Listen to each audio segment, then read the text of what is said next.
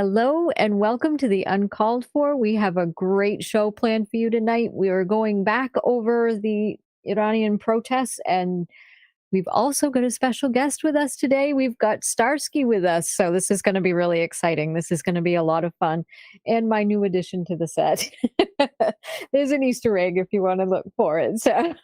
So thank you very much for joining us. We've got Dick Dawson with us tonight. We've got DKG Custom, Claire Esbear, and like I said, of course, we've got Operator Starsky and Nippet as well. So we're all here. We're going to have a great show. So let's get right into it and get started. Thank you so much. So how's everybody today? All good? Good. Big Excellent. topics. Doing good. Having a Excellent. great Sunday. Big show. Waiting for the show Yes. to happen. Definitely. So, oh, they noticed the cat. Yes, if anybody's been paying attention to the community posts, I've taken over, and well, there's a ton of Palace's cats in there. So, and there's actually now one on this set. That's my kitty. So, my representative. So, there we go. Thank you so much. We've got a lot to cover. I found some good things, some good information, and we've also got some sort of directly from the source. So this should be really good and really informative tonight, we hope. So, do you want to get right started, Dick, with the first? Sure, here we go. I've got, yes. And I've got it up too, so I can read it here. Oops. Well, maybe not. So, yeah, so we've got what to know about the Iran protests. And it says demonstrations are ongoing in Iran after a woman died last month in the custody of morality police. And how significant are these protests?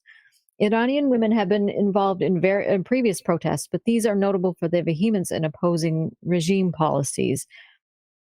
And still, these demonstrations on the whole should be thought of as part of a continuum of protests addressing a wide range of concerns. In just the past few months, Iran has been rocked by demonstrations prompted by economic grievances involving teachers, retirees, and farm workers, among other groups. Protests against economic conditions have become chronic in Iran, where inflation is running high, and the government has weakened support for welfare and other social services.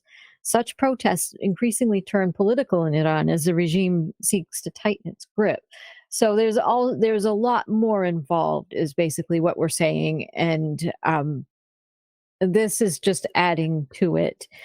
It talks about how she was arrested by morality police and charged with violating the country's dress code. Mahsa Amini's family says she was in good health at the time of her arrest, while police released what they said is footage of her collapsing at the police station before she was declared dead at the hospital. So does anybody want to talk about what's going on here? Since we got a little bit more information, go ahead, Starsky. Hi everyone. Yeah, I think that this is a very significant situation in Iran. We need, in my personal opinion, we need to support those protesters as much as we can for different reasons. Reason number one, yes, people are protesting because they are fed up with the economical situation, and I'm talking about this because I have friends there, and plus there's quite a few Ukrainians living in Iran, and basically what they were telling me was that people are very, very poor, and basically Khamenei steals a lot of money. So why we need to support them is because most of those protesters, like it was in Ukraine, for example, in 2013, they were young men, they were students, they were people who wanted to change their country, right? And in Iran, we can see absolutely a similar situation. Young people who want to change situation, they had the same problem. They have the same problem that we had with corruption, with dictatorship, with some absolutely ridiculous, I don't know, restrictions, and it's also very significant in terms of geopolitical situation. Why? Because Iran can help Europe big time in terms of oil, by the way. Currently, we know that Russian terrorists used their resources, their oil, their gas, in order to blackmail and manipulate Europe. And when this invasion in Ukraine started, my hope was that Iran basically can support Europe, and that would make country much richer. It would remove a lot of sanctions, and it could improve international relations, basically. So that would only benefit this country. Unfortunately, they decided, the regime of Khamenei decided to support Russia for whatever reasons, and they only made his own grave deeper in this Right. regard, because they sold Russia drones. Currently, we know that they will be selling them ballistic missiles, and situation did not improve; it only got worse. So we gotta do everything we can, in my opinion, to support Iranian resistance. But there's a very, very big problem at this point. They don't have enough probably experience, because again, we can see democratic protests in a country that despises democracy, and usually it doesn't work that way. In case of such revolutions, okay, that are happening in a country that is ruled by a despotic regime, you gotta be prepared to kill and to die. Unfortunately, that's what makes me very sad about this situation, because when it happened in Ukraine, we were conscious that we can die, and we were ready to do so, but we were also ready to fight back, because police was shooting protesters using live ammunitions, and we created our self-defense groups that were basically protecting the protesters against police. And and another thing is that Khamenei basically blocks all the communications. So the protesters, they don't have enough chance to tell about their protest to their internal audience, as well as the international community, because Khamenei is blocking VPNs. Majority of the most popular messengers are blocked in Iran as well, and it makes this harder, because we cannot see much information from what happens there. And inside of country, they also don't see much, much info on that. What they see is basically this Khamenei's propaganda on the TV. They say things like, so of course it's all America is fueling those protests, and they say that young people are protesting because during this COVID pandemic they were watching um, porn on American websites for 2 years, and they went crazy. I'm not kidding. That's what Yeah. they say on the TV in Iran. Uh, so we gotta find a way to help them somehow. In my opinion, we definitely gonna do that because Iran is a strong country, and they have great potential. So that's my thoughts.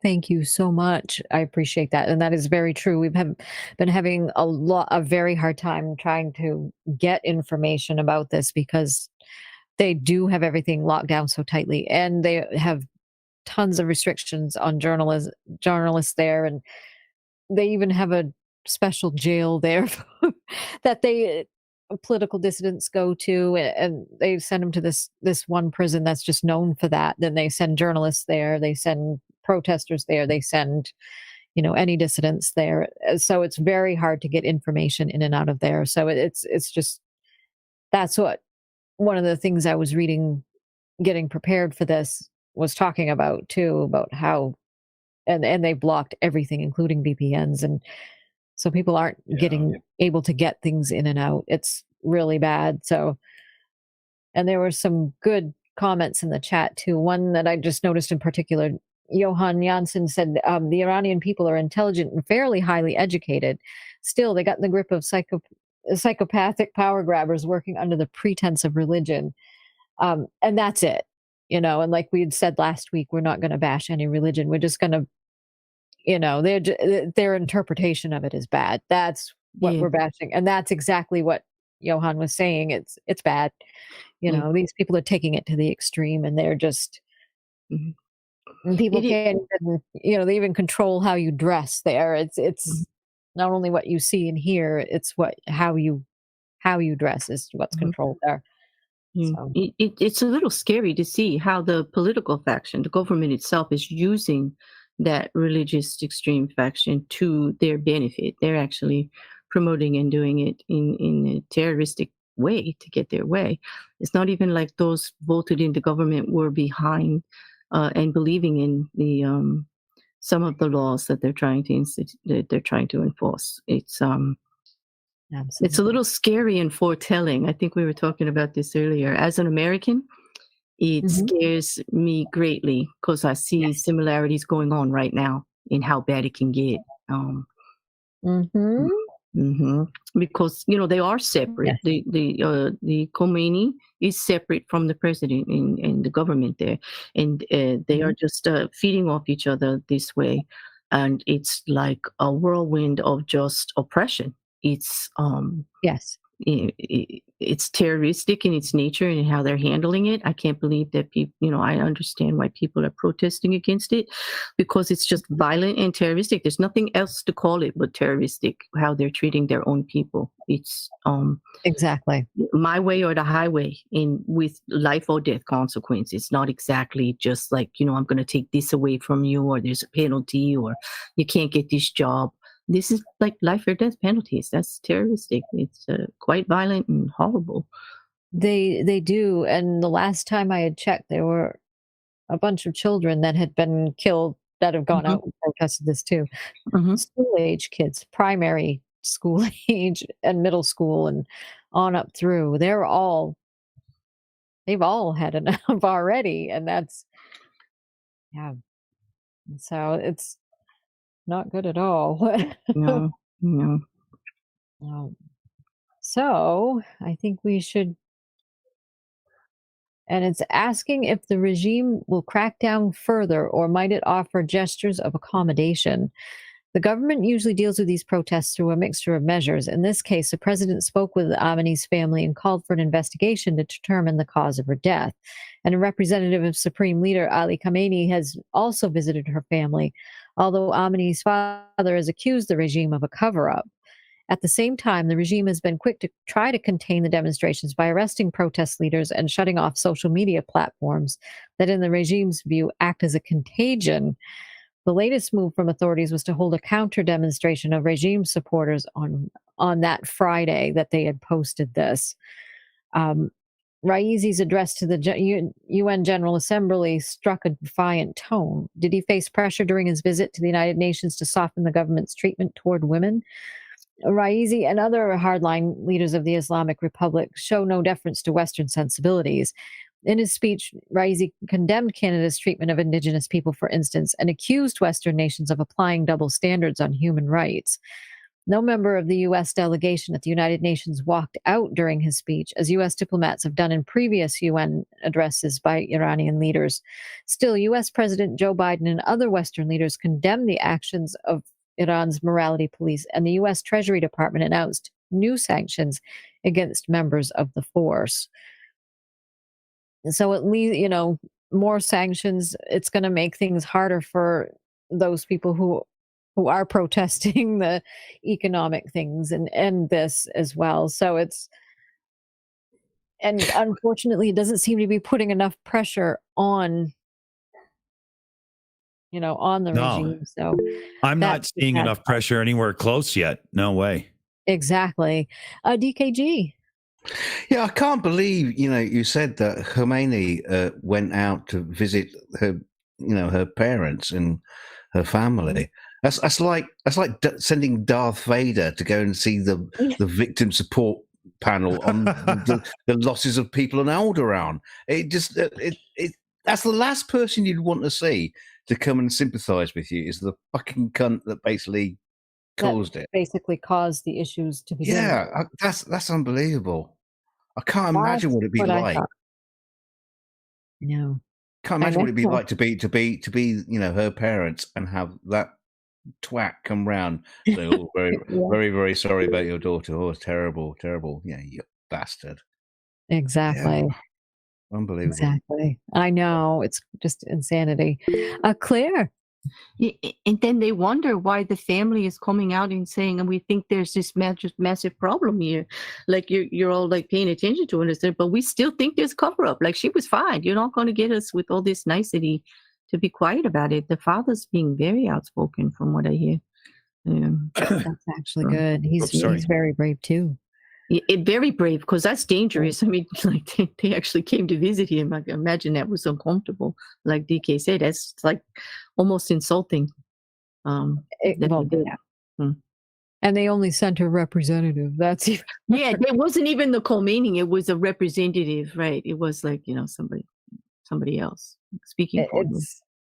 Exactly. That's just horrible. Absolutely horrible. Starsky was very, very correctly correct in pronunciation. Yes, sorry. It's not Khomeini. It's so fucking close. I mean, how do we say it? Come on, Starsky, you sort us out. How do we pronounce it? It's Khamenei. Khamenei was their previous dictator, basically, and Khamenei is their current one. What I wanted to say is that I see so much similar to what we had during the revolution in Ukraine, those counter protests, for example, because it was absolutely the same here in 2013 when this revolution started.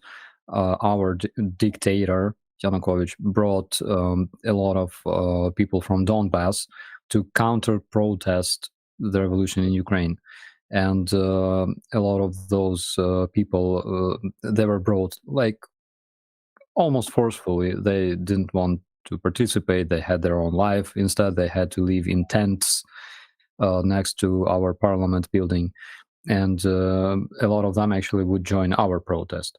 On the other hand, there were a lot of thugs, people from boxing gyms, MMA gyms, and stuff like that. The most notorious was so-called Oplot. It was It was a Russian chauvinistic organization slash boxing gym. And they killed plenty of people, by the way. So when the separation of Donbass began after Russian troops moved there, those became basically the foundation of pro-Russian terrorists. But as for Iran, there's basically the same situation. They're using those counter protests in order to show that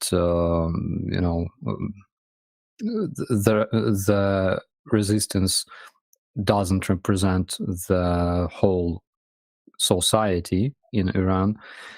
On the other hand, I asked specifically about this, and I've been told that people in Iran are fed up completely with the situation. They want Khamenei to go because they're losing businesses. They live in poverty, basically. They cannot afford buying an apartment and things like that. That's why it totally reminds me the situation that we had in Ukraine 8 years ago. Why Ukraine was successful is because our people were dedicated, and because we did a lot of, let's say, strategic decisions were made back then. Again, we created that self-defense forces that were protecting people on streets from police and from thugs.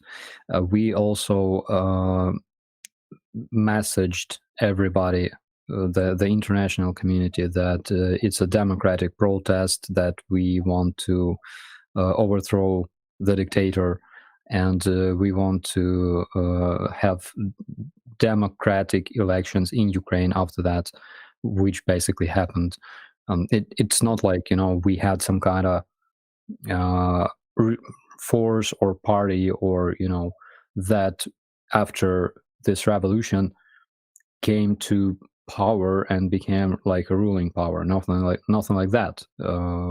We literally had democratic elections, and basically I think that that's exactly what Iranian resistance wants at this point. The problem is, again, it's really hard. I think it would be even hard to find speaker, because those VPNs are being blocked all the time.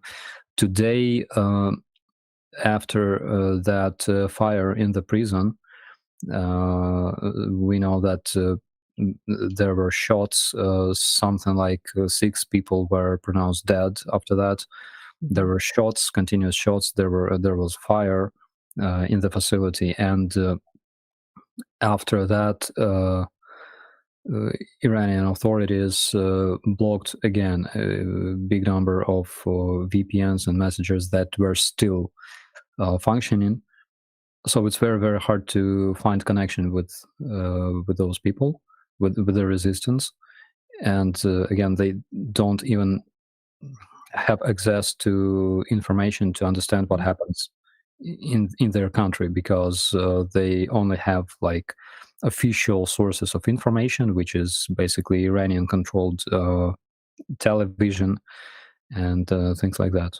All the social media and again, messengers like WhatsApp, Telegram, they are blocked, and connection is on and off all the time.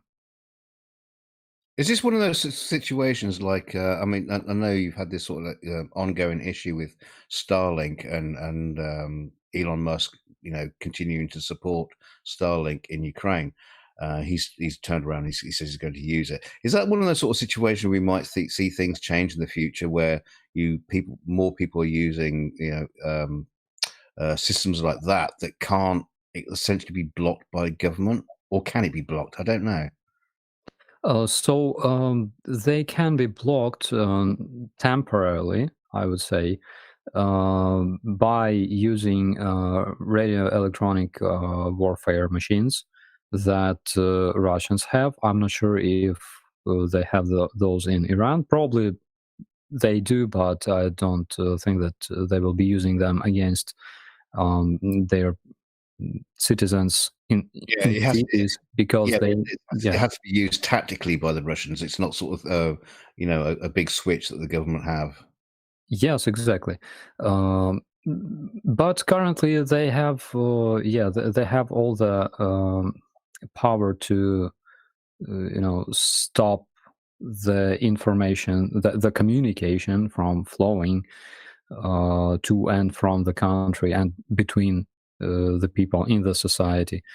So Starlink could be very, very useful. I think that I heard that Musk was saying something about that, about providing, Iranians with Starlink, but I have no idea how he's going to implement this. Good point. Good point. Thank you so much. Does anybody else have any thoughts on anything? Should I keep going? Yes, please. Sure. Let's see what we've got here. We've got in his UN address, Raisi also said Tehran will not return to the 2015 nuclear deal without guarantees from Washington that the deal would not be suspended again. Is that what's holding up the nuclear deal and its revival? Iran seeks some form of guarantee whereby the lifting of severe sanctions and resumed business activities by Western firms cannot be disrupted if a future U.S. president rescinds the agreement. Additionally, Iranian officials have adamantly declared that the concerns of the International Atomic Energy Agency, the IAEA, about illicit nuclear material found at 3 sites is fraudulent and that the agency's investigation must close. Raisi reiterated that Iran won't seek to obtain a nuclear weapon. And how credible is that assertion? The Iranian government has long maintained that it is not seeking nuclear arms, but if Iran's nuclear program continues to grow in terms of size and sophistication, it will soon be able to manufacture a bomb if it chooses. The infrastructure needed for nuclear energy and atomic weapons are compatible and can be exploited for that purpose. The most recent IAEA report indicates that Iran continues to add advanced centrifuges to its inventory and accumulate more enriched uranium. The nuclear deal had limited the number and types of centrifuges Iran can operate to slow down the process of creating highly enriched uranium, which can be used in nuclear weapons. So that's not good as well. Seems how we've been talking about those risks lately. So, Oh, yeah. So not only do we have to worry about that, about the protests, we have to worry about this as well. Go ahead, Claire. As you were reading that, it just, to me, it sounds a little ludicrous. Like they actually want a foregoing promise that it's never going to change before they even consider anything. And how could that ever possibly work? Means they can do whatever they want and the agreement doesn't have to change? Like, no. Right. And we know here in the States that's never going to happen. A president can go back on these and change these. That's what they get to do. Each party Right. changes things. They get to renegotiate. They try not to when they go through these big arms deals. They try not to, when they make these arrangements, go back on everything right away. But it can happen. But this is kind of like, before we'll even talk to you, you need to promise us everything. Like we get everything we want and there's no negotiation here. Like that doesn't sound right at all. Exactly. That's half the problem. And when they speak about getting their weaponry, when they speak about nuclear arms in general, is anybody else getting? I mean, am I naive, or is anybody else getting the way they're phrasing everything? Like they're actually telling us who their compadres are, who they're going to be working with in regards to these. You listen to the way they're talking and how they're setting this up about not wanting to get into agreements. Who do you think they're working with? I don't know. I mean, am I being like, oh gosh, am I being like one of those like conspiracy? I'm not usually, but it just popped into my head. Okay, like tell us you love the color red without telling us you love the color red. Did I say that appropriately? I don't know. Absolutely, you did. Okay. Right. Absolutely. Go ahead, operator Starsky.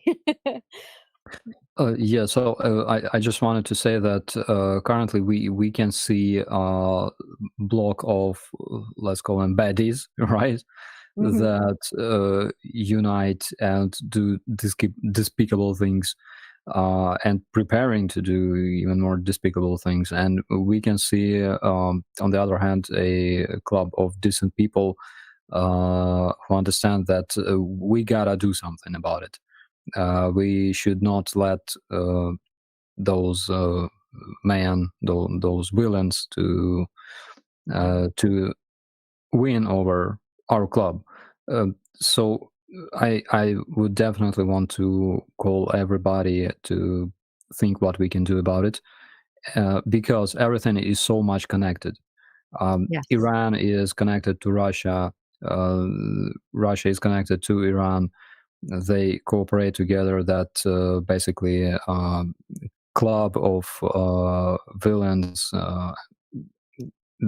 like they are fighting basically against the free world, against all of us.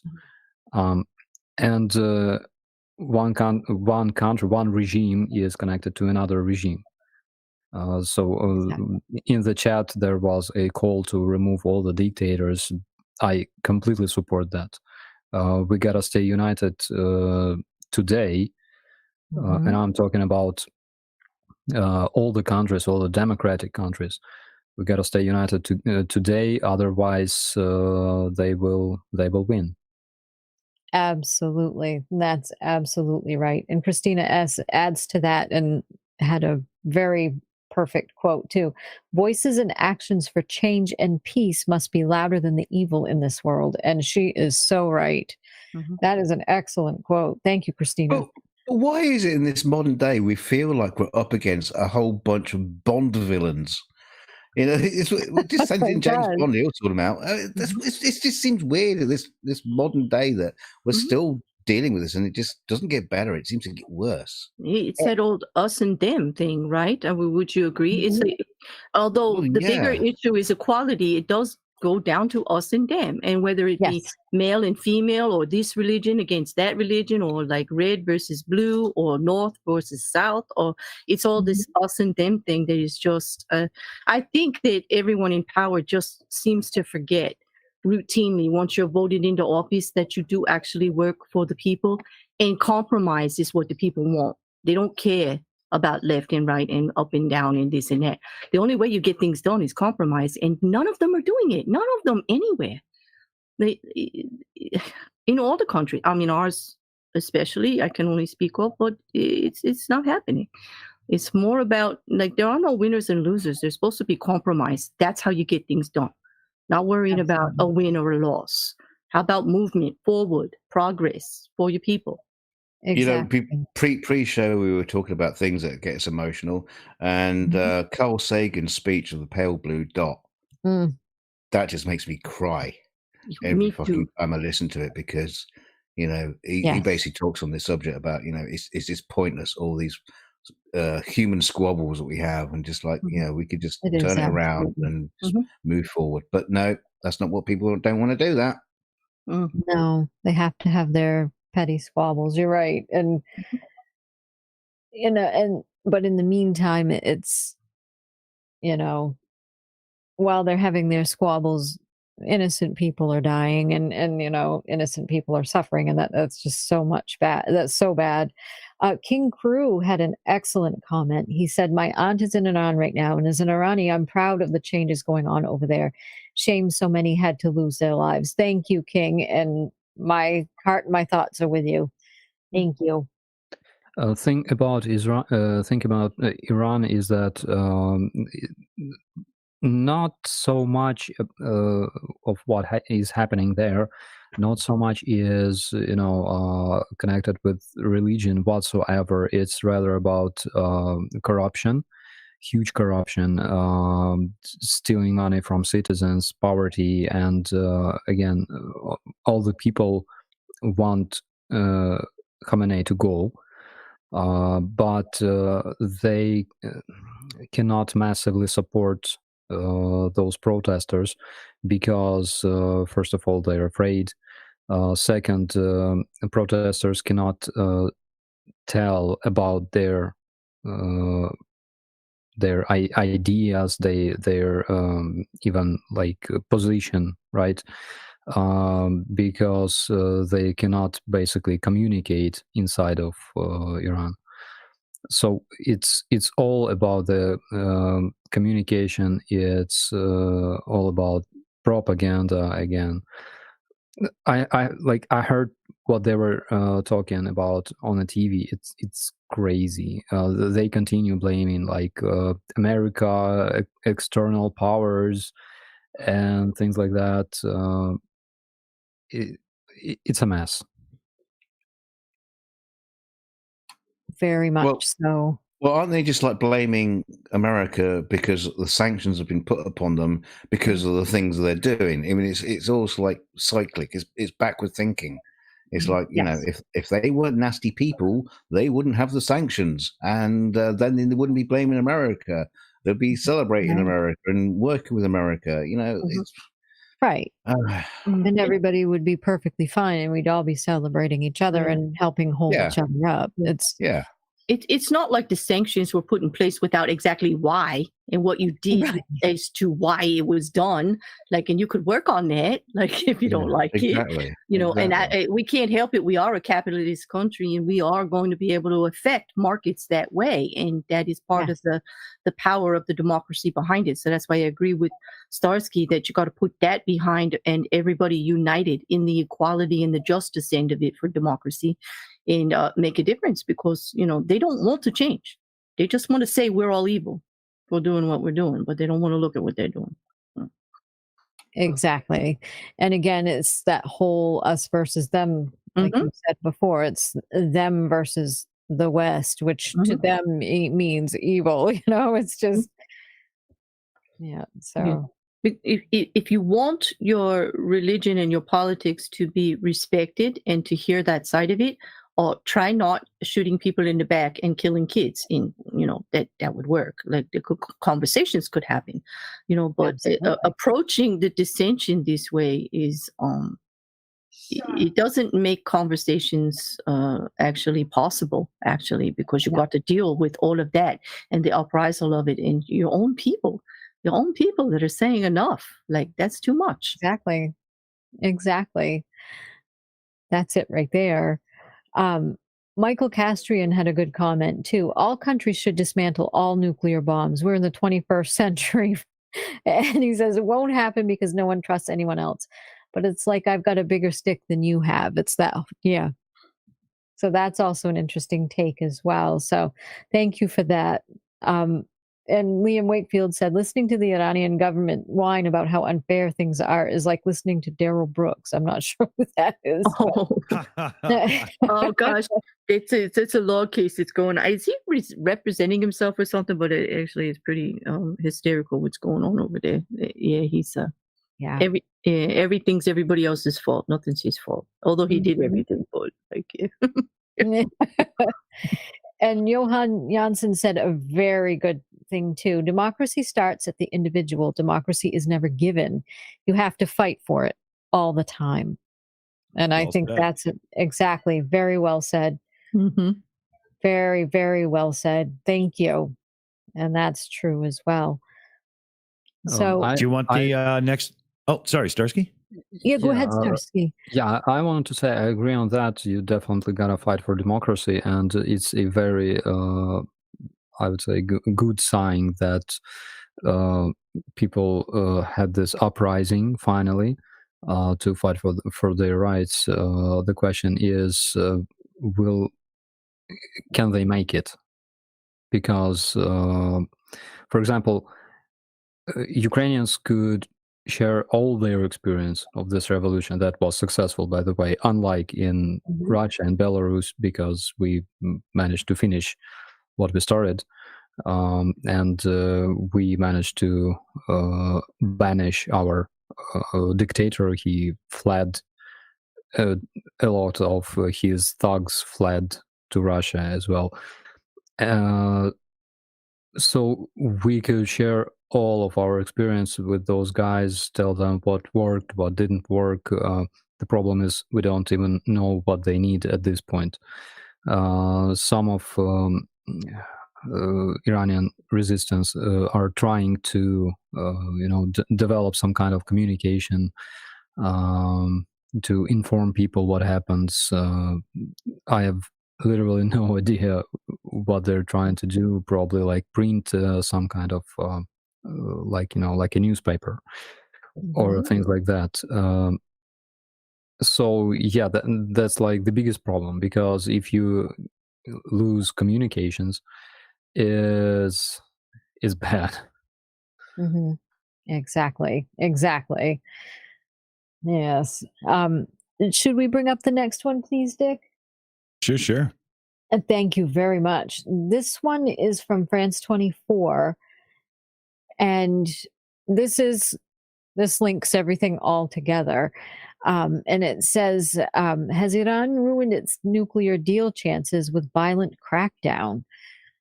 Um, Iranian authorities' brutal repression of protests over the death of Mahsa Amini has put the parties in the Iran nuclear talks in a delicate position as they condemn Tehran's actions while trying to negotiate on a separate issue.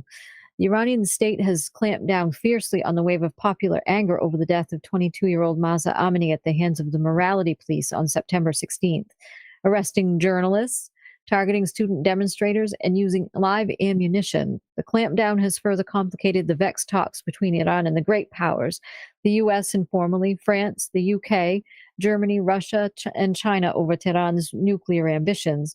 Negotiations have already stalled after a year and a half of diplomacy. Many Western countries have urged Tehran to respect human rights amid the protests following Amini's death. France, for example, called for EU wide sanctions against those responsible for the repression that has killed more than 100 people, according to Norway based NGO Iran Human Rights. So it's going to ruin their chances of a deal as well, because now they're calling for even more sanctions. They're not going to get what they want. So things might come to a stalemate because of the way they treat their people. So, does anybody have any thoughts so far on this? Not a winning strategy. Yeah, I don't see it going in their favor at all. Yeah.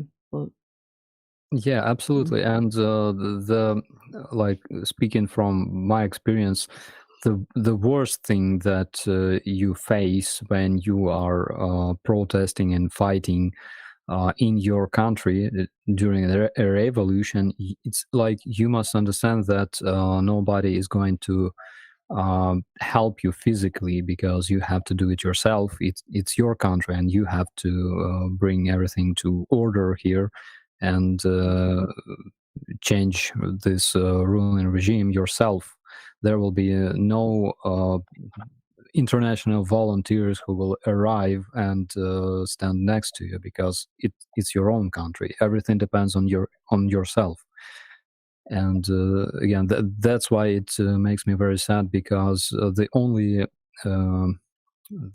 only way to change violent regime is through violence, unfortunately. Any other way won't work. Democratic peaceful protests won't work. We can see that Iranians try to fight, which is again a good sign. And I only hope that they will have enough force, and they will manage to bring those masses of people to support them, like we did in Ukraine. Because we did. I don't remember that we had our social media shut down, for example. Everything was working, and that's the reason, for example, why when in December police tried to storm our that tent camp in the center of city. During just 1 hour, all the Kiev rose up, and all the people of Kiev were on the streets, and they didn't let police do that.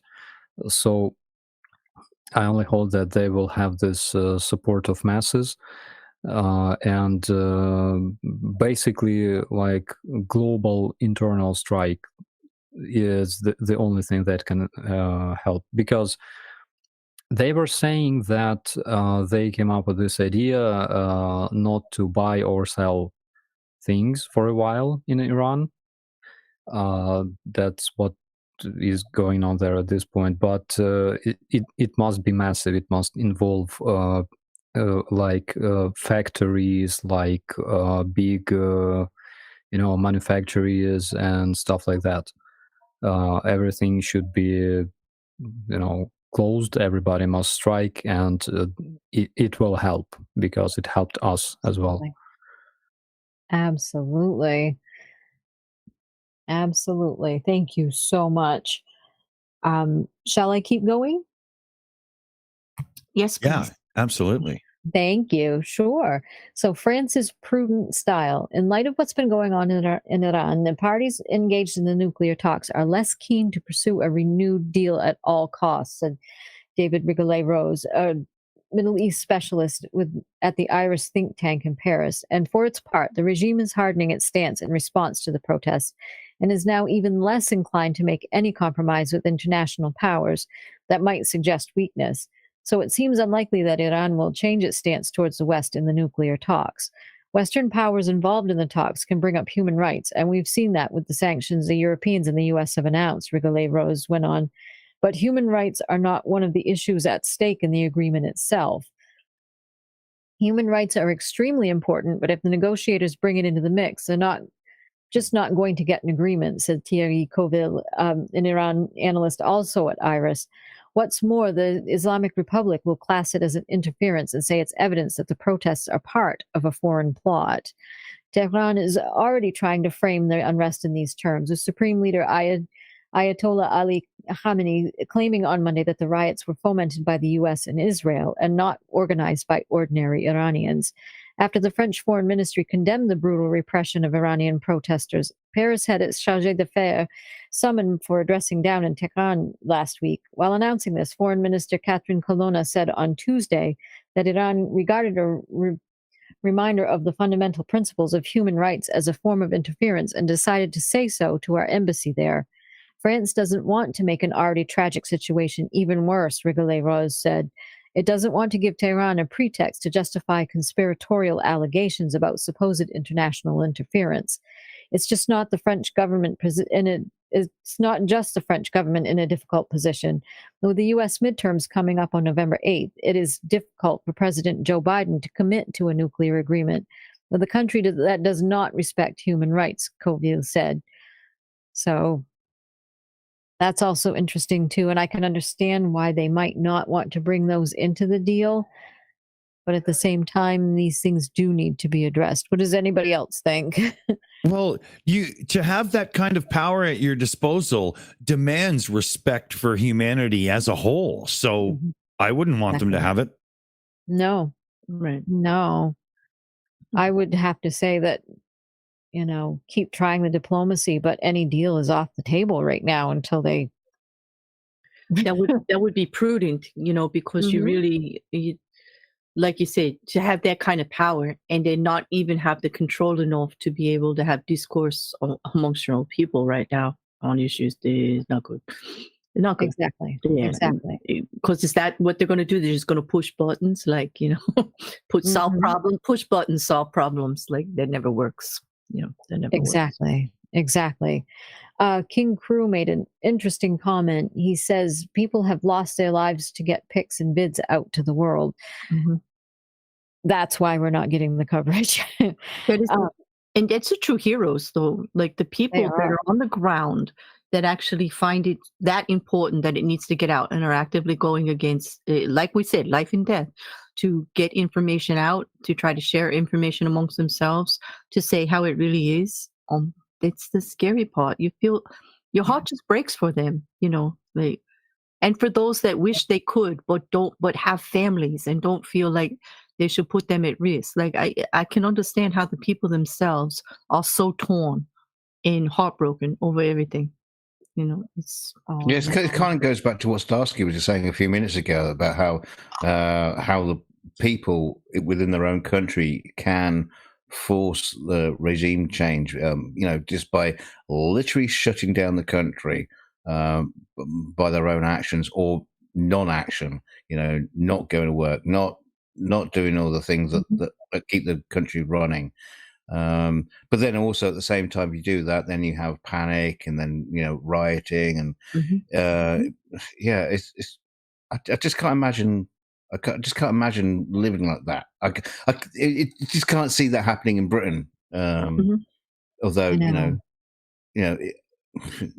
just push us over the edge, and I'm sure it would be in the same situation, but something would happen. But it must be terrifying. But like you say, anybody who resists, they're thinking about, they have to start thinking about their own family. They'll go after them, and That's exactly it.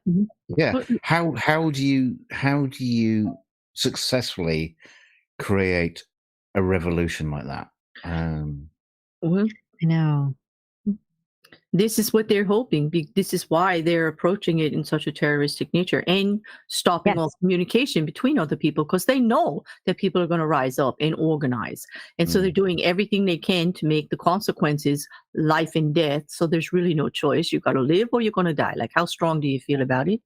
And to stop the communication, so you cannot organize any peaceful type protest or something that could actually make a difference and be world known,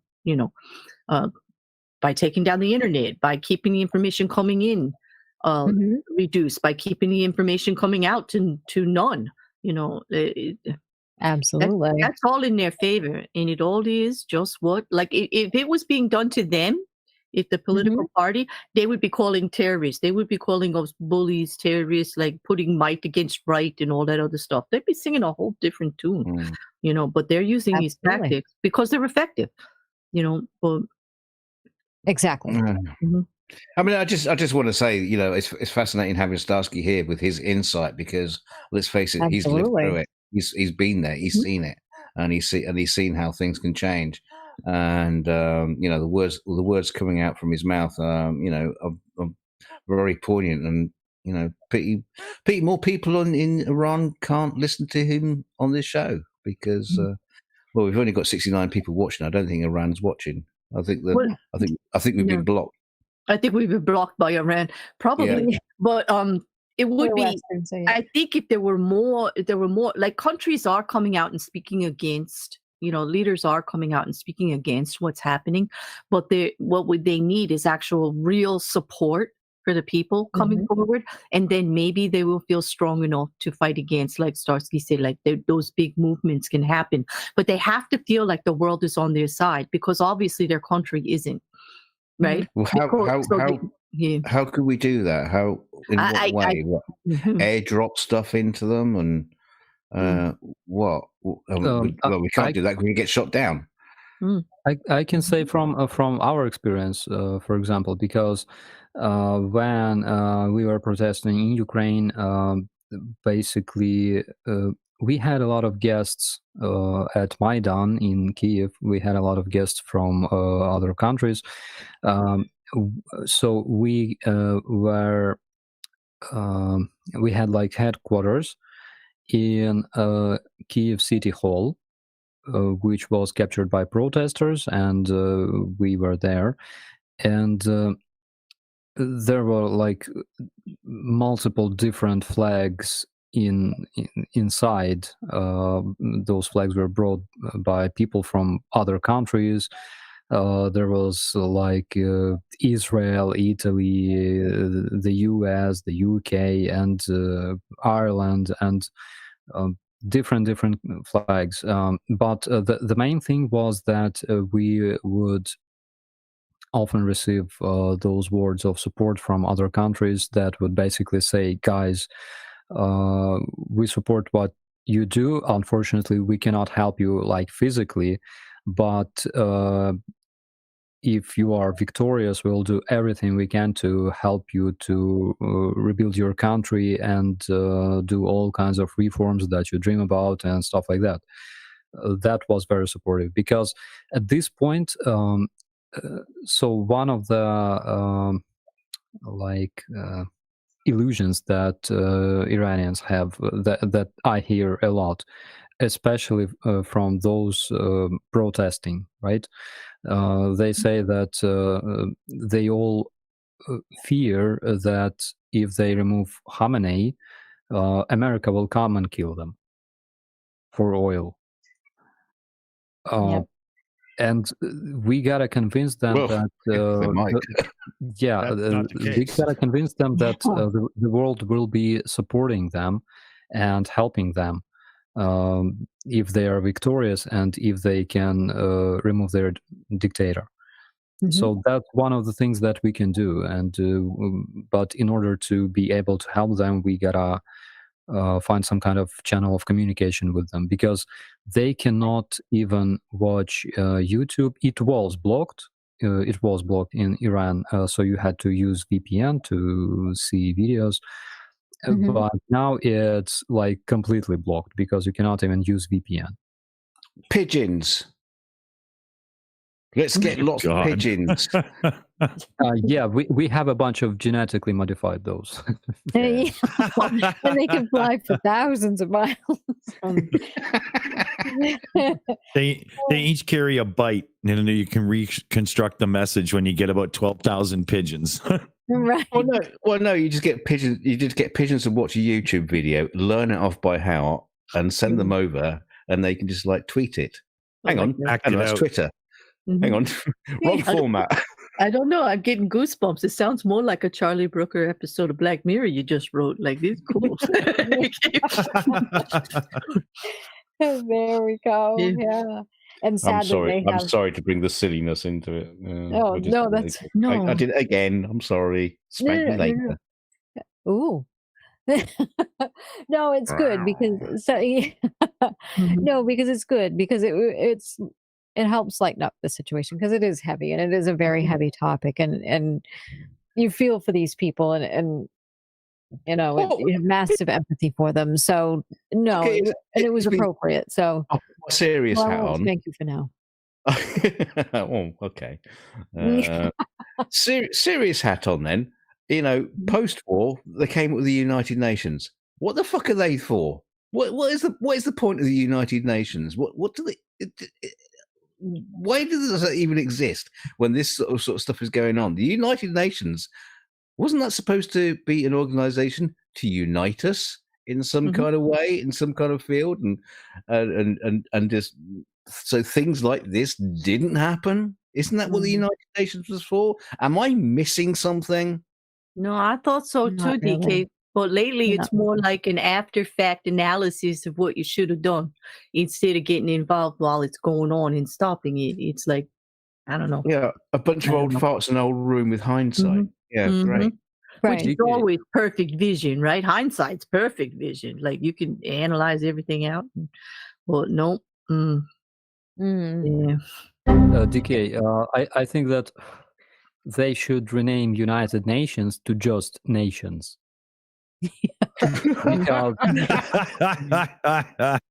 Because that's what it is. Everybody think about his ass. Yeah.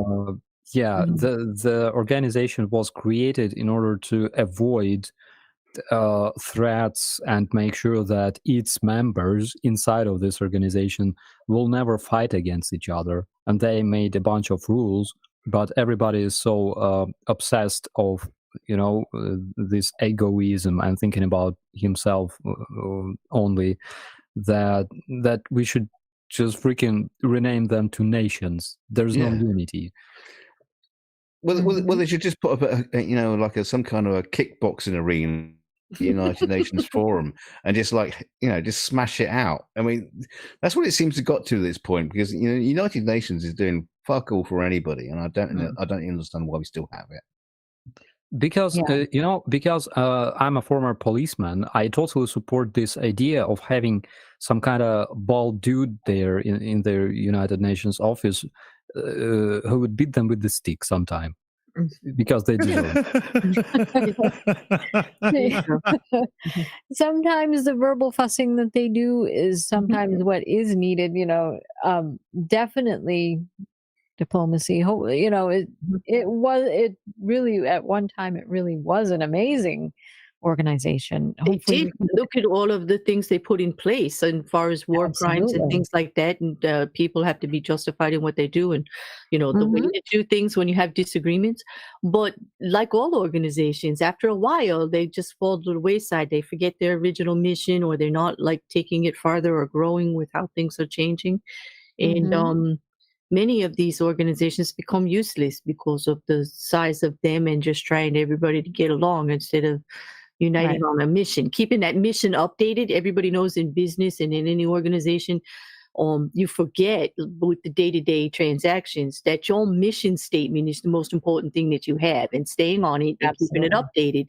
But it is the number one thing that fails in organizations, even whether they be charitable or political and or business. It's the number one Mm, failure is not staying on that, not yeah. representing it well, not staying on it, not keeping it updated.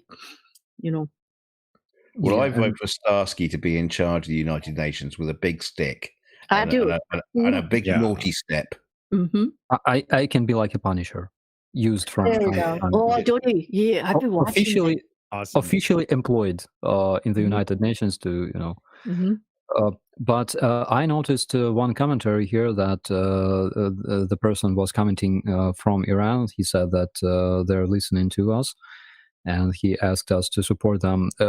Buddy, we need some kind of contact with you. We need some kind of speaker on the ground, and preferably if you could pass our messages to the resistance as well, because uh, I totally feel you. I totally feel what happens in Iran, because I went through the same, Absolutely. and our Hmm. people went through the same situation, and we would like to help you however we can, even Absolutely. with the organization of this protest, because we have huge experience, and in Ukraine it worked. It was successful, so we can help you definitely. I love the fact that Starsky is here with all the trouble that he's going through and his country's going through. He's here to support other people in another country. Hmm. I mean, that's just, Something to Gotta it. like that.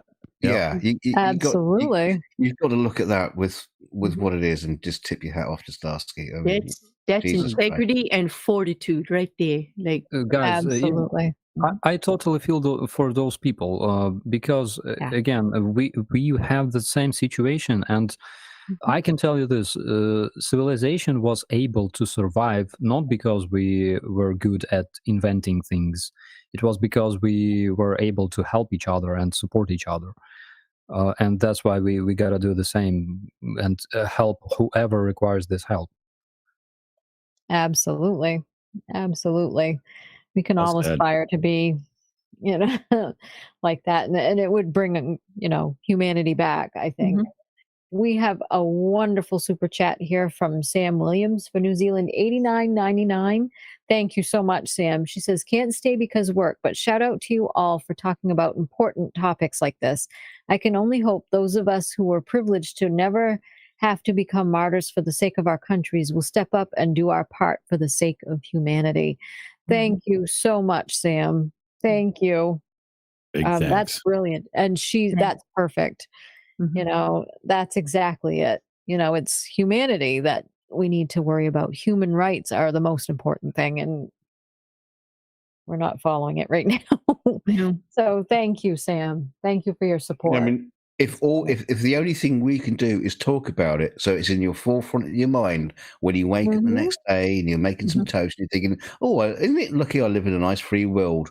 And then you're suddenly reminded about the show you watched last night with Amy talking about the Mhm. serious shit that's happening around the world. If that's all we do, there's a start. Mhm. It's a step in the We'd right like to do direction. more. Yeah. I agree with that, DK. That happened the other day when I went to pick up some coffee beans. I went in and someone answered like, "Oh, what's some?" It was a girl I talked to all the time, behind the counter, and she said, "What have you been up to lately?" I said, "Well, I've just been researching a little bit about Iran," and she said, "Iran? Oh gosh, somebody will talk to me about Iran. You got a minute?" And we had a little conversation over on the side, and the next thing you know, the next table comes over and started talking about it. Oh They said, wow! they Excellent. said nobody wants to talk about it. I said, please just talk about it. Like if You they should don't you should have just got, talk Yeah. about it. you should have got your Like, phone out and gone live there and then. yeah, no, I'm not that brave. I'm not. No. But no, it was like, to me that was warming. Like, you think your voice doesn't matter. We Yeah. are Exactly. one in millions and millions and millions of people. But I'm telling you, like, you never know who's hearing you. You never know That's who you're superb. reaching, who you're resonating with. So like, if you have Absolutely. you want to do good about it, then don't be afraid to speak about it. If you have convictions, I don't mean trample people. I don't mean push people around with your opinion. What I mean is like open up those conversations to hear what other people have to say about it and get those conversations going. Get the real information out there, because misinformation is deadly, period. Yes, it is. Oh, yeah. We saw that during the pandemic, how deadly misinformation can be, and that it's bad. But yes, definitely, even just to say, so, Iran, what do you think about it? You know, sometimes even just that can spark a conversation, and you'd be surprised at how many people want to know and hear about it. Are you hearing these debunker channels? You're wasting your time talking about fucking people like Chile or whoever he is, and the flat Earth and stuff like that. Stop wasting your time with that shit. Get on the real issues, right, DK? Get on the real stuff. Yeah, fucking hell, sort it out. Exactly. Yes. Exactly. And end bloviation. Yes. Start a campaign. How many flat earthers just went and looked up that word? What do you think, like right now?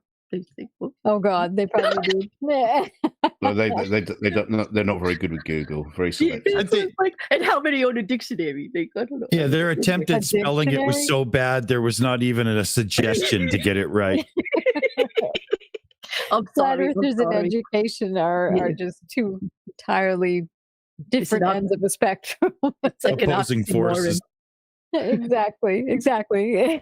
Well, it's probably got to do something to do with the educational sanctions we've been putting out to flat earthers. So yeah, they can't do education. Exactly. So that's why we talk about these things too on this show. That's why I wanted to do these. I wanted to shine a light on this stuff, you know, things like news stories like this, you know, anything that we see going on, like even if it, you know, cults, I want to cover those again. These things need to come out into the light, because there are some issues, recent events that have happened that make things seem rather cult-like. 4chan. I didn't say that out loud. Oops. But, you know, things like that. You know, I want to bring these, you know, to the light so we can talk about these things, because they do need to be discussed. The more you talk about them, the more you know, and knowledge is power. So we kind of need to do that. That's one of my favorite sayings. Knowledge is power. Because this is the misinformation. And like you, Amy, I'm surprised that there's not more talking on YouTube or other platforms about it. Like, I don't see it on many of the platforms. I'm on Instagram, Twitter, YouTube. I'm not seeing a lot, unless it's a news article coming in from Reuters or, you know, the major, and I'm talking worldwide major ones, not even the light ones like ABC, NBC, CBS. Like, they're all ignoring it. It's like, the majors like CNN, the bigger ones, the worldwide, like the, you know, the Reuters and out there, and like you said, the French, France 24, any of those, the AP. Yep. But AP. everybody else is ignoring it. It just like, I don't know if that's purposeful, or they just feel like there's not enough actual hook because they don't have a live person or, like, you know, something to tell them. I don't know. I think most people just, because they're cozy in their own lives, they don't have to worry about it. To be honest with you, I think it's because, you know, the again, of the lack of communication. You can only imagine that those guys are there absolutely alone, without any support from outside. And again, there's no nothing like united front that would support them. Nothing like that. That's why we gotta do everything we can to unite more people around this idea of supporting protesters in Iran, in my opinion. Absolutely. I agree with that opinion. Absolutely. Yep. Amy, did you want me to bring up that 2-track diplomacy, and you can get through a little bit more of that one? Yes, please. Okay.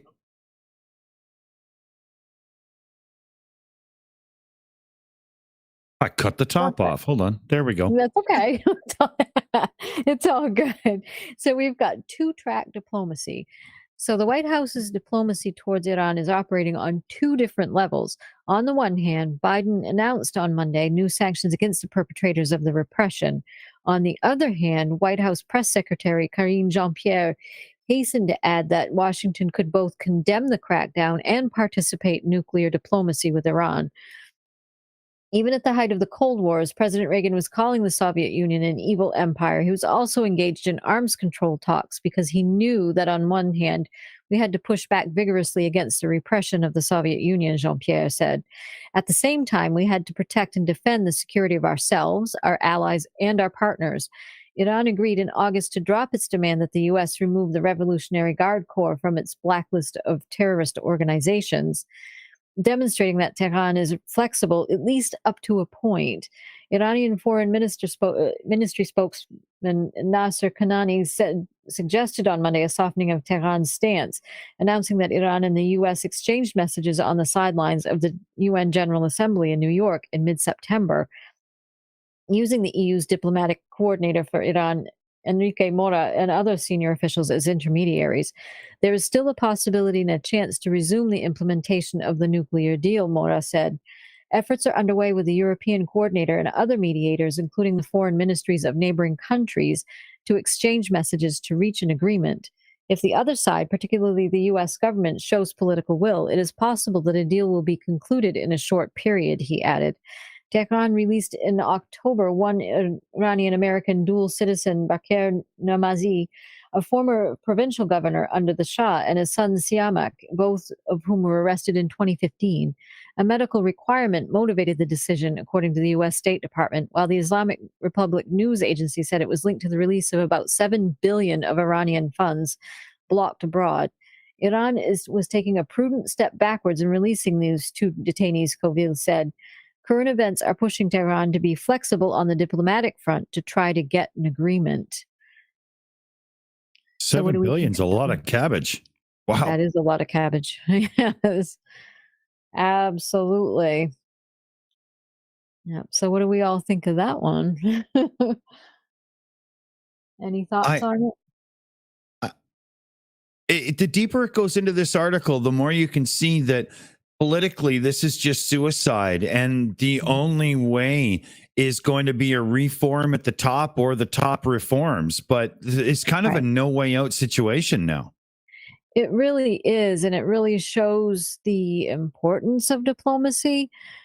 That's one of the things that I do look for in a president or in any person that I'm trying to vote for. Diplomacy is huge. It's how you get places. It's how you get things done. That's how you get your compromises that you need. And communication. If they have great communication skills and can be diplomatic to anybody and talk to anybody and treat people with respect, those are the people I vote for. That's how I vote. That's one of the issues that comes up. Of course, if their stances on other things are important as well. But this is huge. This is why, we need skilled diplomats. It's interesting you say that because people get all frustrated and up in arms if one politician is talking to another politician who is, a frightful, horrible git. And you shouldn't be talking to them. No, you should be talking to them more. More. Yes. Yeah. It should be priority to talk to these people to get things done. Exactly. Reaching across the aisle is not a bad thing. It's a good thing because then people start working together and we start fixing the crap that's happening this. Isolating them and distancing them is the worst thing you can possibly do. You're evil because you're this part of this group. You're evil because you're part of that party. No. Yeah, the thing is, as a diplomat, you can go across and talk to someone and say, look, you're an absolute cunt, but I'm going to talk to you anyway, and this is what we think. Right. Let's hash out a deal on something. Yeah, let's start from there and work our way up from the gutter. Exactly. So there we go. But I like that. You're being a right dick. So, but I'm going to talk to you anyway. That's really good. Yes, that's why I got kicked out of the UN. For calling you the person you're supposed to negotiate with. Yeah. That's brilliant. I love it. Oh, okay. I'll shut up again. You get back to the serious stuff. Oh, okay. Oh, he's so bad. Um, so anybody else have any thoughts on that? Yeah, I would like to say a Okay. couple of words. Yeah. Yeah. So, of course, if the resistance wants to remove this dictator, if they want to have those democratic elections of the new government to make this state running and working and functioning, there must be mechanisms. So, for example, in Ukraine, we had representatives of our protest that would negotiate directly with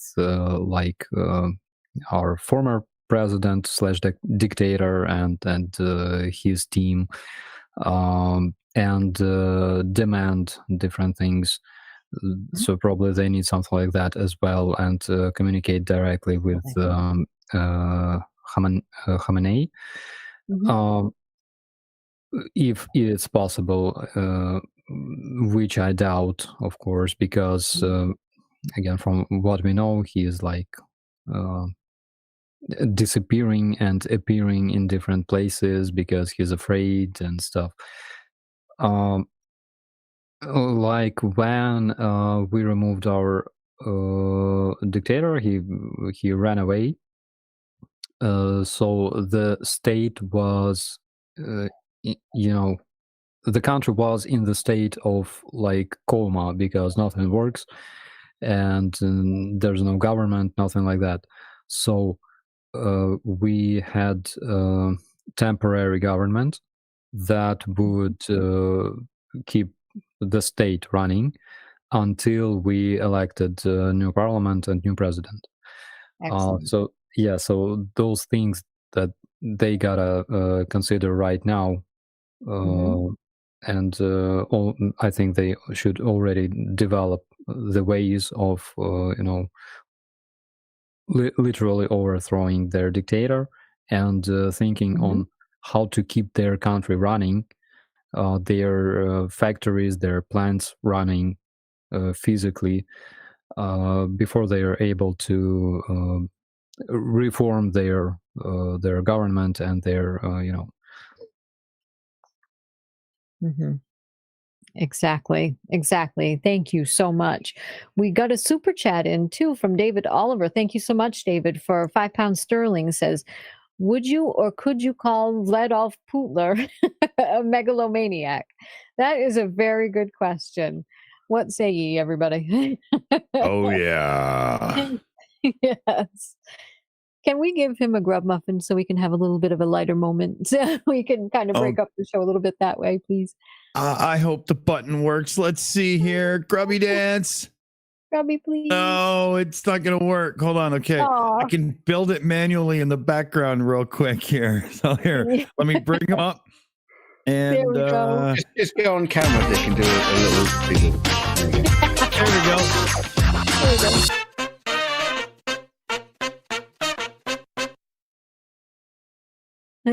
And oh yeah, there's supposed to be the scream at the end. Where is it? Right. Well, actually, broken is actually quite funny. Oh, that was so sad, but oh well. Yes. That was funny. I like that. Ugly German truth. Face the truth. Putin is a crime against humanity, regardless if you spell it Canadian or Russian, or if you pronounce it. I have to watch it because it's so rude to call him the other word. I can't even say it. Well, let's just say it. If I pronounce it the way it looks, Mhm. I Yeah. would be calling him a garden implement. So, and anybody who knows me will know that I won't say those words very often, What, especially a when there's rake? someone in the yes, not often. So, so yes, there's that. Oh, it's But funny. yes, thank you, everybody. Mhm. So, but yeah, definitely. Should we continue with that article? Here we Please. go. Thank you. Or did you have something to say, Claire? I'm sorry. No, I said please continue. Oh, Like, okay, I wanna hear sure. you. Thank you. Okay, the obstructionist approach. Okay, nevertheless, obstacles stand in the way of a renewed deal, Rigollet Rose said. There might be compromises on the margin when it comes to diplomacy over the hostages and releasing funds under sequestration, but that won't allow an agreement to be signed. Even before the protest over Mahsa Amini's death, Iran was taking an obstructionist approach overall, he added. At the same time, France, the UK, and Germany have lost patience with Iran over its accelerating nuclear program, even if the three European powers were still keen to secure a deal until recently. Indeed, the Islamic Republic has further increased its stockpile of enriched uranium to 60%, close to weapons grade, according to the International Atomic Energy Agency, IAEA's latest report. Just a bit more enrichment would give Iran enough to make an atomic bomb. This is a concern, seeing as Iran doesn't want to give the IAEA an answer about the presence of anthropogenic uranium found at three undeclared sensitive sites, Marivan, Varamin, and Turkuzabad, Rigollet Rose said. Arguing that an agreement is impossible as things stand. The nuclear watchdog said in May that Iran has not given satisfactory answers about those three sites. And U.S. politics presents an obstacle to an agreement. Iranian negotiators are demanding that Biden agree to that any new deal be respected into the future, even if he loses the 2024 presidential election. But it is simply impossible for a U.S. president to sign off on that because the nature of U.S. institutions does not allow it, as Rigollet Rose put it. Biden can't commit himself legally to that for one reason. The Iran deal is an agreement rather than a treaty, he continued. The U.S. Congress must give the green light to any international treaties Washington signs. But there's never going to be a sufficient majority for this to happen. Instead of thinking about resurrecting the 2015 deal, Rigollet Rose concluded, Western powers should focus on managing the fallout from the end of the agreement, as the accord has been seen as hollow since ex-U.S. President Donald Trump withdrew in 2018. Iran is now a country on the nuclear threshold. They are well aware that if they want to make a nuclear bomb, they've got enough uranium enriched to a high level and have the kind of know-how you can't really get rid of, even if it doesn't seem to be the case that they've made the political decision to build one for now. So there's that. That's a scary thought. I mean, that basically at the end says they're pretty much ready, and so we're gonna need some diplomatic action because I don't want them to have that. Not Nobody without wants them to have that. Yeah, not without being at a table where people are talking about things instead of just throwing insults across borders. Exactly. Well, exactly. the thing is that a lot of the stuff you've been bringing up, the news stories, is all about the nuclear power, everything nuclear is on the table. But surely that's not what the central issue with Iran is going on. That's only like an international thing that's causing, creating sanctions and all that sort of stuff. Right. But what's happening in Iran itself, it just goes beyond that, because the way they're treating their people and throwing them to poverty, and like Starsky was saying, they're taking their money. I mean, it's the nuclear side of things is almost like a secondary story to it all, isn't it? But it could be also part of what's exacerbating everything that's going on. Like the taking of everybody's money is because of the sanctions. So they're lacking money coming in. They're lacking all of those Western businesses that would come in and all of the tax revenues from that. So plus, so you think it's just like a it's something that's just closing the doors to just being humane. I don't know. I think so. I think it's applying pressure to them, so they're getting even more. They're having even a more hardline stance, like they're doubling down and things like that. So I think, and plus, with the threat of nuclear weapons on the table, if you look at that too, it's making everybody stand back and stand off from what they're doing as far as the human rights abuses are going. So I can see where it's kind of all intertwined and linked together. So That's what I'm thinking. Mm. Any thoughts on that? And anything we've read so far?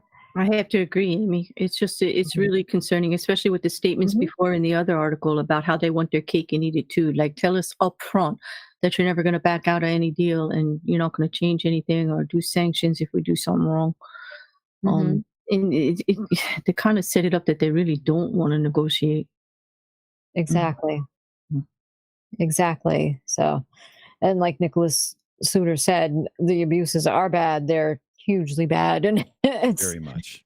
very much so. It's not good at all. Mhm. Um, yeah. So, all right. So we have the next one, please, Dick. Should we go Yeah. with that? All Mhm. right. Thank you. We'll get that up and going.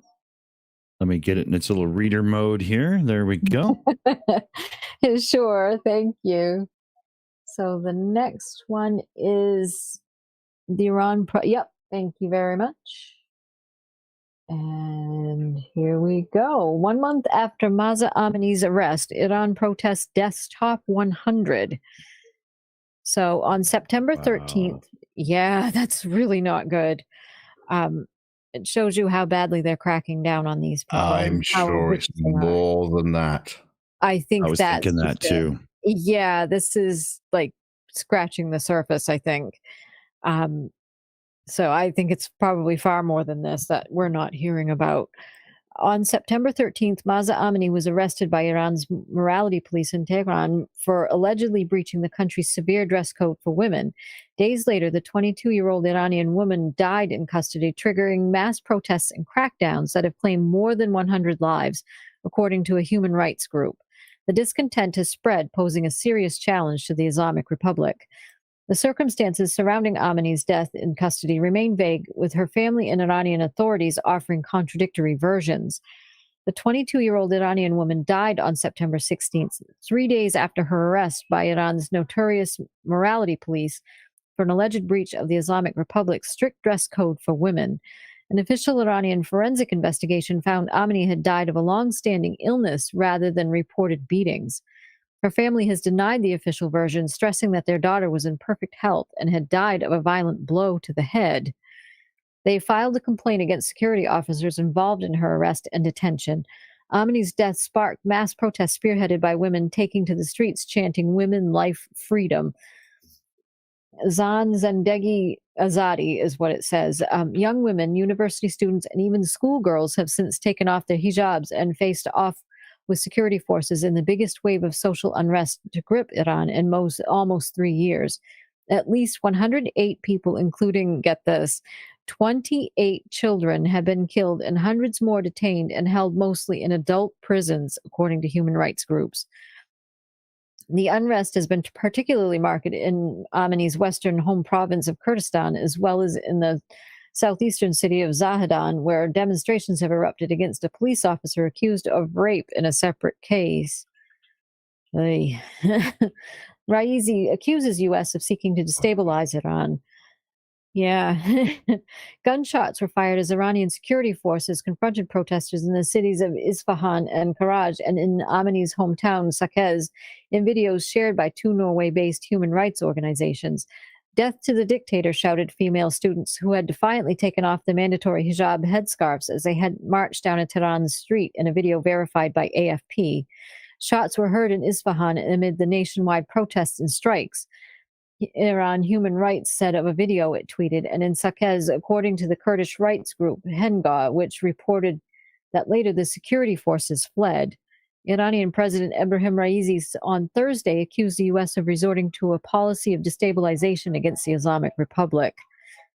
In his address to the summit of the Conference on Interaction and Confidence Building Measures in Asia in Kazakhstan, Raisi tried to frame the protests as a Western plot. Following the failure of America in militarization and sanctions, Washington and its allies have resorted to the failed policy of destabilization, he said.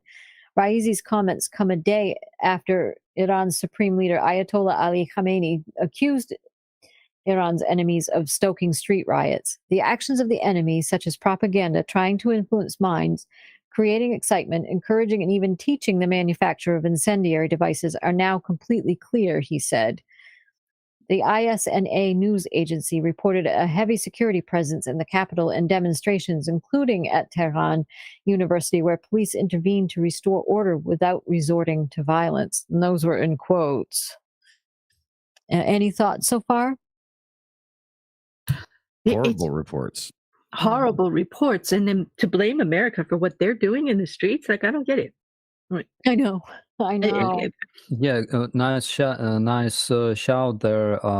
You have to you defeat tyranny by letting them act like tyrants publicly, and that's exactly what happened in Ukraine. So, for example, there were times when nothing would happen for like weeks, because our dictator expected for this protest to just dissolve by itself, and it didn't help him much, again, because we had this huge information flow like going from Ukraine through all the world, and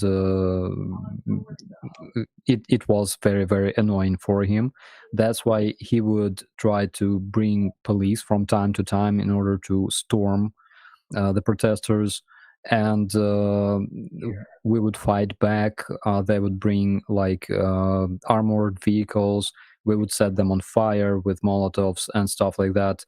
Then they would bring that special force police that used rubber bullets and live ammo as well, and they were killing protesters. That would fuel protest again even more. So the like in this protest, the crucial part of it was that the dictator and his regime was making plenty of mistakes that would never be allowed to be made in a democratic society, and those mistakes basically were nails in his coffin, basically. So that's what I see happening there as well, with the only difference of this huge informational blockade that we see. Absolutely. Thank you so much. Thank you. Should I keep going? Good thing. Yeah. Well, Here, I'll scroll yeah, I it back just a wanted bit to because I point have out. the picture. I was just going to thank point you. out something in the chat there. I'm sorry. I'm going to like bastardize it and get it wrong because I can't scroll back and find it. But yeah, it's kind of like interesting that the morality police arrested a woman because she wasn't wearing the right headdress, and then beat her up in her prison cell. So where's the morality police for the morality police? Exactly. That's it right there. Where are the checks and balances for that? Exactly. And the whole thing is just so weird. And somebody had said because, the hair is showing because men can't control themselves because they see hair. Oh, yeah, we talked about that last week. Yeah. Which makes it the men's problem. This is just such a fucked up thing. It is. It's a power thing. It's Jake Dawson, you'd drive them wild if you went over there. all that hair. All that hair. And you're such a pretty girl with lovely long legs.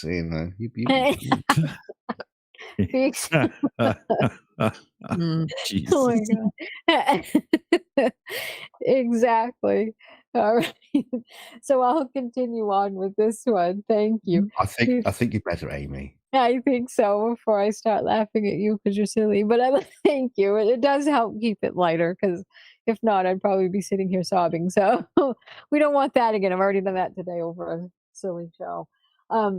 So we've got a bloody crackdown feared. It says activists in Tehran have called for protesters to turn out in solidarity with the people of Sanandaj and the heroic people of Zahedan. We don't want spectators. Come and join us. A group of mainly young women outside Tehran's Azad University sang in IHR footage verified by AFP. A man who asked not to be identified told the BBC, "The atmosphere is quite tense, and yet it is exciting. People are hopeful this time, and we hope that a real change is just around the corner. I don't think people are willing to give up this time." you can hear some sort of protest everywhere almost every night. That feels good. That feels really good.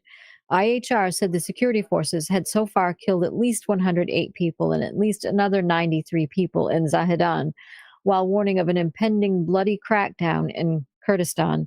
It also said workers have joined protest strikes this week at the Azulia petrochemical plant in the southwest, Abadan in the west, and Bushahir in the south.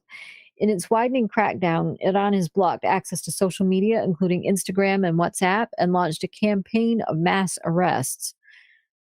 So, Wow. and people are feeling heartened by people joining in, and you can hear it everywhere, they said. So people are rising up. It's Hopefully, awesome. Yeah, it's awesome to know that workers joined protests, and this may spread. Um, absolutely. yeah, because again, they cannot block telephones. Mhm. On the other hand, they can listen to what people say on telephones. But it's great that enterprises join the protest. I hope that there will be more of them, and eventually it would lead to overthrowing this regime. We can only hope. We can only hope for these poor Yeah, people. They've had enough. It sort of goes back to what you were saying earlier, so. But these people, they're not just like protesting, coming out there. Oh, we're not happy. It's the tide is tipping to a point where we're not just complaining anymore. We are fucking coming for you, and we are coming for your regime, and we are not going to sit back anymore. I mean, there must be a point where people do like protest and say, oh no, we don't like this, but then there will be a point where they just go over the brink and just start a proper revolt and a proper I don't know how they do it, but Mhm. I'm gibbering now. Starsky, help me out. No, I'm You're fine. No, I agree with you, because their messages changed from Mhm. stop abusing women to Khamenei, you gotta freaking go, or else, So I'm glad that people keep their morale Mhm. in good shape, and that they're hopeful that they will be successful this time. They cannot step back. They cannot do that, because what happens to them. Does this have to start becoming an armed revolt as far as the people are concerned? There's a couple of threats here. First of all, if this revolt turns into a global revolution inside of Iran, um, there might be such thing as the one that happened here. So in Ukraine, there were Russian policemen from their special force police, specifically snipers, involved into shooting protesters, because Ukrainian snipers would never agree on that. And we had multiple Russian policemen identified through OSINT, through social media. They were involved into this shooting of protesters in Ukraine and Kyiv.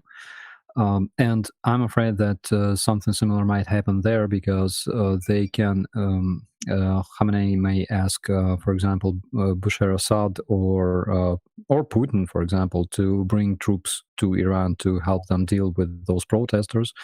And that's when they would really need weapons to protect themselves. Definitely. Well, because this is one of those sort of situations where he might force his military to start taking control of the streets or whatever. But can he trust his own military? Because I mean, surely they must be divided too. I mean, this is the sort of thing that happens in all revolts. Is you end up with you you ask your forces to come in and and control the populace, but they don't all agree, and they're not on your side, and you end up with sort of kind of splits down there. Yeah. I don't know. Exactly. I don't know. I don't. I'm not even too sure what the point I'm trying to make anymore. No, it's okay. No, you were doing good. Thank you. And Jimmy Palmer had a quote too that it says the human race will never change. Mm-mm. I'm afraid so. It's true. No, I think you're wrong. I think the human race will change. I have a certain amount of confidence in the human race. Good. Not all of it. Not all right. They're right. As a whole, I think we can change but there, like you said, there are certain ones Yeah, that well, won't I think refuse. the problem is in generally the human race are nice people. We're all good, but what happens is to become a powerful person, you have to be a little bit of a cunt. And what happens is those people remain a see you next Tuesday after they've got the power, and yeah, it all just goes wrong after that. Exactly. And Crazy Cat One had a very good comment too. Where there is power, there is abuse of power. And that one that they wrote to you was very good as well. Find it. Yes, Liam Wakefield said, yes, asking an army to fire upon its own populace is a risky thing for a government. True. Yes. So Hugely. having them do that, yes. Yeah, thank you, Liam Wakefield, for actually writing down in words what I was gibbering in my nonsense and my Jenny. I'll shut up. Yeah, okay. Doing it. Liam, you come on the show. I'll leave. And no, And that goes along with what Hey MJ is saying, that the first step is awareness. Awareness is the first step. We don't look at what's going on like we're trying to do here, there's no way for you to progress and change forward. I think Recker made a comment earlier about that, about perhaps they would change, that religious sanctions if you put the mirrors out there and they were actually looking at themselves. I wonder if they would actually prosecute themselves for what they're doing, because what they're doing is exactly what they say they're against, and yet they're actively pursuing it and doing it constantly. Constantly. Yeah. Aaron Reese is in the chat. Good to see you, Aaron. He says, we inch forward as a species. It's always a matter of, do we get there before a cataclysm occurs? Yeah. Exactly. I was just reading that. Yeah. That's true. Oh, joy. Yeah, exactly. And Texas Militia also had a great comment. It takes centuries for the humanity to change. You can see that in humanity's history, sometimes thousands of years. So sometimes it's a slow haul, but we still have to at least try. Yeah, I kind of agree with Charlie too. Lately, it seems like progression is tougher than ever.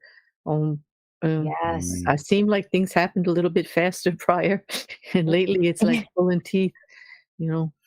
It seems like there's resistance to change right now that's even stronger now. And I think, with everything going on, I can almost see why. I've seen Star Trek. There are still dicks in the 23rd century. Me and Starsky can argue about Babylon 5 and talk about the dicks in that as well. Oh, good. Well, based on biology and anatomy, I think there's always going to be. We're just not going to be able to do without that. That's you put enough humans in a room and one of them will turn out to be the asshole. It's just the way it works. We all have it in us. But why is it always you, Dick? Well, look at his name. What can we say? I was born into it. Yep. With a name like that, he kind of had to be. Destiny awaited. That's right. And he chose that name. Yeah, no, you do realize. You do realize his real name's Colin. Yeah. Chapman. but not the Lotus guy. Right. Well, like Charlie said, prick Dawson.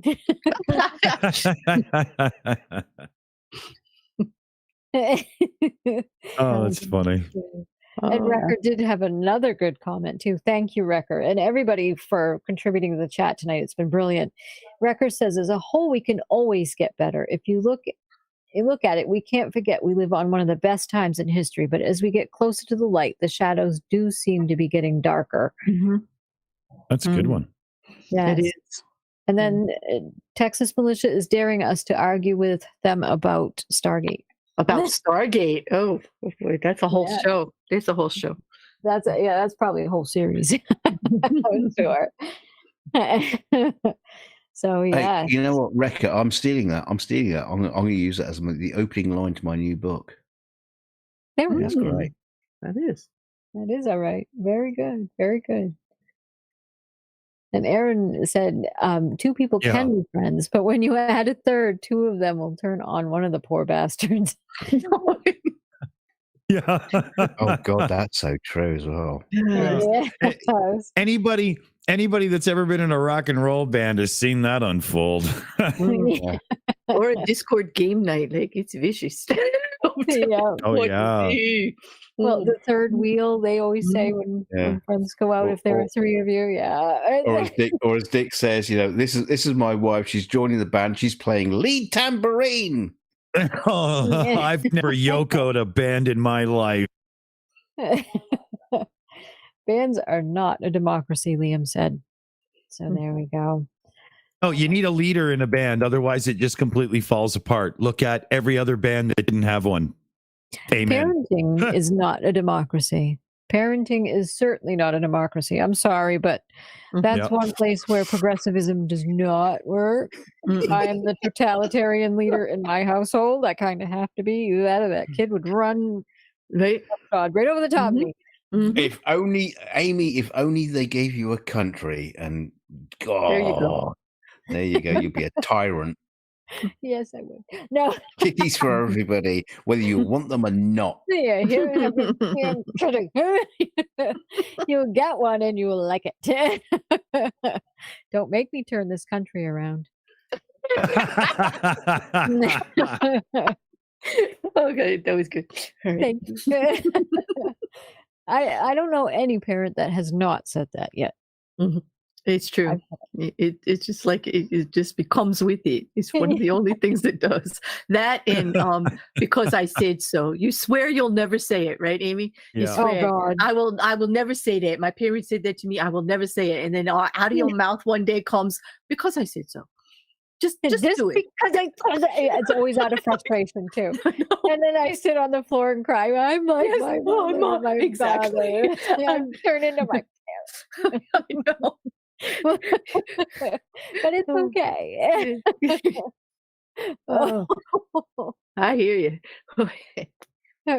One thing I always say, and of course it never happens, so don't take this the wrong way, everybody. I always say to Matt, if you keep doing that, slow and painful. Yeah, I like Aaron's comment. He said he don't threaten to turn the car around. He threatens to leave the kids on the side of the road and go to Disneyland all by himself. Yeah, national bedtime. What you do is you pull the car up, you stop the car, you get out the car, take the keys, and walk. That's it. Maybe we need to send a parent coalition over to Iran and teach them how to actually enforce some things in there. Oh my God! You know how many timeouts there would be, and yes, and me running around in the background, safe hands, safe bodies, and kind words. Okay, go to that. Like anybody that's raised a teenager, if you ever got them to do a thing, anything. Okay, kind of people they need over there because absolutely. If you can get through to a teenager and get them to do anything, then we need you in the coalition. We'll go over there and we'll try to talk some sense to these people. Absolutely, absolutely.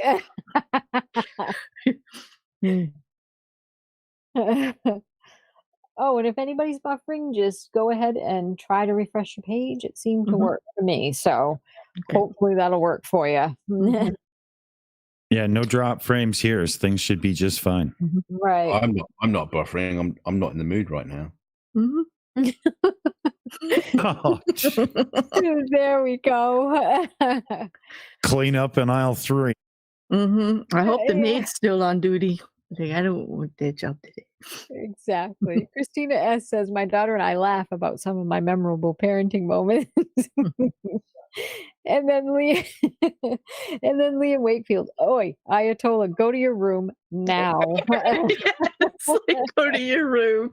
Go think about what you're doing. And when you come up with a better solution, come out and talk to me. Yes, that's a Exactly. good one. When you can straighten yourself out, that's when you Ooh. Very good. Texas Militia says, my mother was a 12-year vet of the U.S. Armed Forces, so I had a drill sergeant for a mother. Oh, wow. Right. I would I just assume. heard. Oh, I'm sorry. Oh, I just heard Forrest Gump in my head. Yes, drill sergeant. Yeah, that's true. Yeah. Very true. I bet he always knew what was expected of him, no? Absolutely.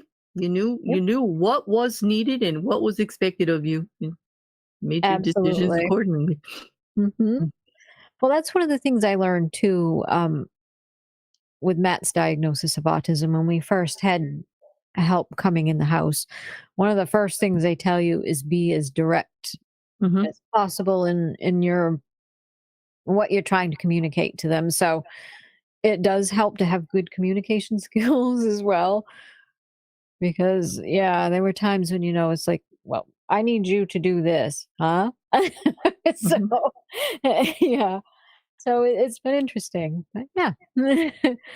All right, we've almost hit the 2-hour mark. Should we do some roundtables, do you think, Dick? Should I go ahead and do that? Sure, good timing. Thank you very much. All right, so I'm going to start going around the room. And DKG, just because I want to, I'm going to pick on you first. Oh, I'm just going to be short and shitty. Okay.